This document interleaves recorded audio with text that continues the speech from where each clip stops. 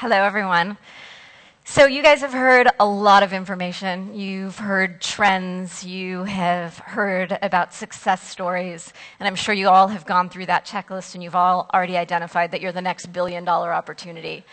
But we're all at some stage of entrepreneurism. And I guess the question is, what are you going to do tonight after you're done drinking or when you just go home? Or what are you going to do tomorrow when you get to your office to figure out how to scale your company, which meets all of those 10 checkpoints, to be the next billion-dollar opportunity? And what I would say, from working at large companies and from having successfully sold my startup, is that really the key to it is focus. And so what I'd like to do is sort of share a story with you guys, which hopefully will give you a framework or a lens that you can take home tonight and use tomorrow and the next day, so that you can keep that focus and truly scale your idea or your small company or your mid-sized company to the next billion-dollar opportunity. So I had just closed our Series A round of funding for Foodily, and I had $5 million in the bank. And we were hyper focused on distribution. It was, our key for the next 6 months was to close deals and get distribution. And we were working all sorts of different angles because we didn't know what was going to be successful. So I was working with celebrity chefs. I was working with lifestyle magazines. I was working with publishers. I was working with Sainsbury's and Tesco and Amazon Fresh, just sort of placing bets everywhere. And the deal pipeline was amazing. It's the kind of pipeline you're really excited about. But we suddenly sort of realized that we weren't quite sure how to take it to the next step. We had all of these deals, and we didn't know how to prioritize them, what to close when, or truly which ones we should pursue. So we called up one of our advisors, one of our actually early angel investors, and I would say that would be another key to success as well, is make sure you have a network that you can call on for advice and call on them often. And we called up Mike, and we said, hey, Mike, we've got this challenge. Can you spend some time with us? And he said, absolutely. Come on over. Come over at 10 o'clock tomorrow night.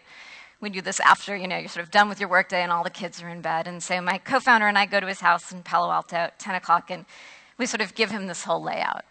And I pull out the spreadsheet, the deal pipeline, and, it's prioritized. I've got my P1s, my P2s, my P3s. It's categorized. I've, color-coded the thing. You could not have thought about it more.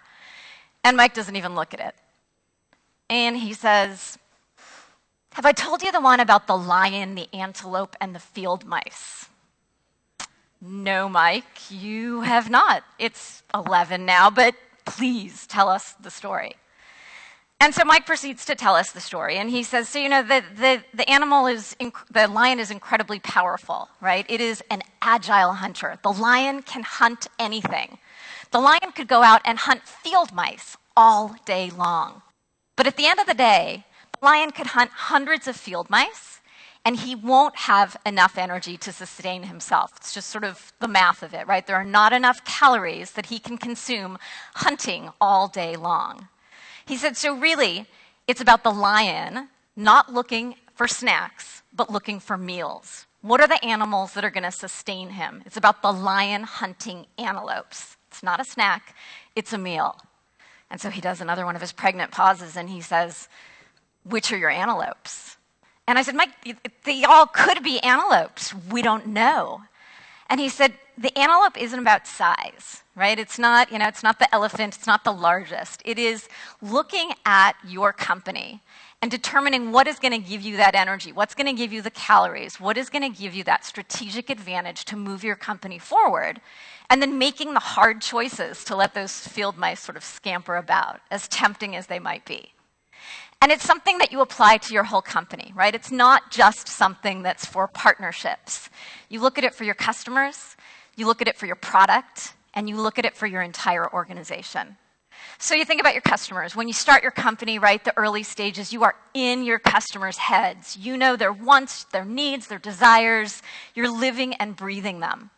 And then when you start growing, you start becoming sort of detached from your customer. You just don't have that direct connection. Maybe another team is responsible for it. But suddenly, there's maybe other customers that start looking like interesting opportunities. There's field mice. Or you have other people sort of giving you input around what the next big opportunity should be.